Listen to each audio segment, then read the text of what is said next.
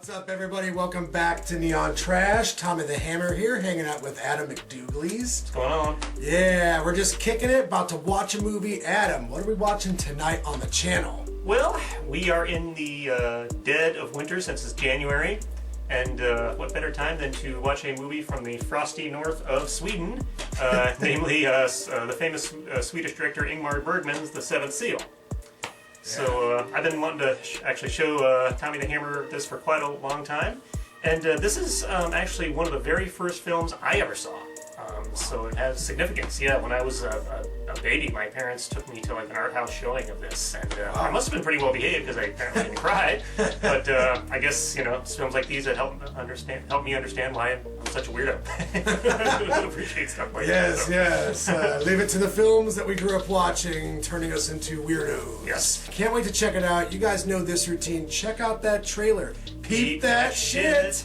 When we get back, you guys are going to know our opinions on The Seventh Seal.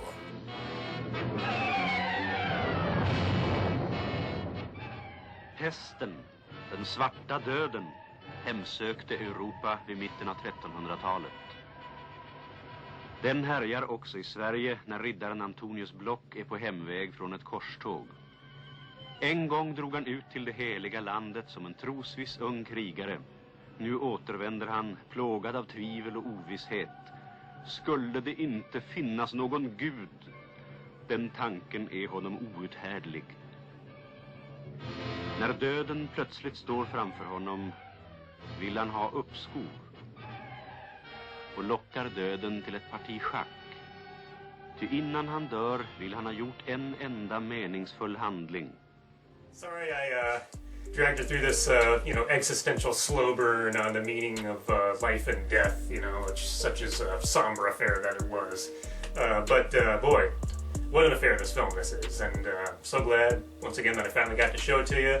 Perfect for January, perfect for winter. The whole medieval motif, it just kind of fits it to a T. It almost feels like kind of like an odd little fairy tale of sorts, if you will, just like a little, old tiny limerick of sorts. In terms of its narrative structure, this knight coming back from the Crusades, and they're wandering the land. It's been ravaged by the bubonic plague, and he comes upon these other characters like this, this troupe of actors and such, and the knight, just has to kind of play his chess with death, which is a very famous scene. And by the way, for anybody who saw, back in the day, Bill and Ted's Bogus Journey, they definitely paid a big homage to this movie. So if you were wondering, huge homage. Oh yeah. So they were obviously fans, which is understandable. Yeah. But and it's all an attempt for a meaning. It's an attempt to probe like what life means in the face of mortality. I've known about this movie for many years. The imagery of death or the Grim Reaper playing chess with a knight on the beach is probably one of the most prolific. It's iconic, yeah. Yeah, movie images of all time. I mean, it's like right up there with all the classics. The end of the movie, I feel like, actually is probably like one of my favorite parts, because as you're culminating towards the end, you're like, what is this all about? What does this all come to? And by having that last image go on to the jester or the comedian or the actor, I thought was the perfect way to end the movie. Because if you ended it like in a somber way, I don't know, it gets a little heavy-handed. But here, it ended in kind of a dark way, but then the actor had the final say. Yeah. And I actually honestly thought that, I've come to the conclusion recently that was kind of Bergman's commentary on the need to have art in our lives. Did we enjoy this thing called life? Did we make the most of it while we had it? And this is why we do what we do on this channel. Because this is just life. Yeah, sucks a bag of dicks, but hey, this is what makes it enjoyable. I feel like The Seventh Seal is definitely a balanced film.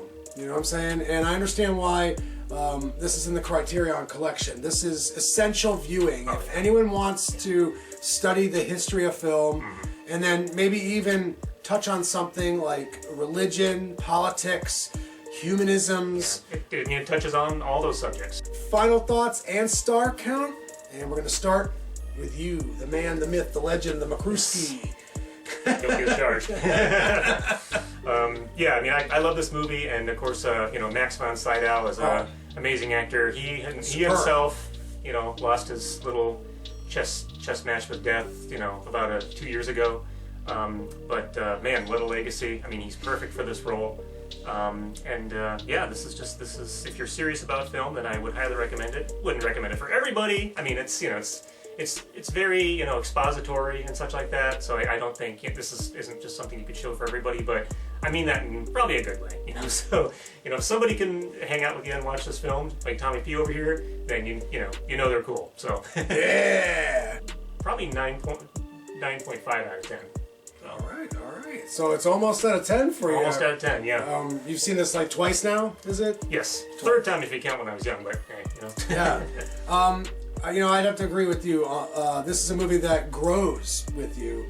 I was thinking of my star count when we were watching it, and I was stacking up all the things that were pleasing me. The cinematography, the music. Oh, it's great. And then certain sequences were so captivating, so awe-inspiring, so shocking at their ballsy, you know, execution and artful craft that I was actually taken aback by it. But then, at the same time, there was a couple of moments where it felt slightly disjointed. The Seventh Seal was a movie that the director obviously wanted to make it his own way. So for me, I'm gonna say right now, with this first viewing, it's a solid 8.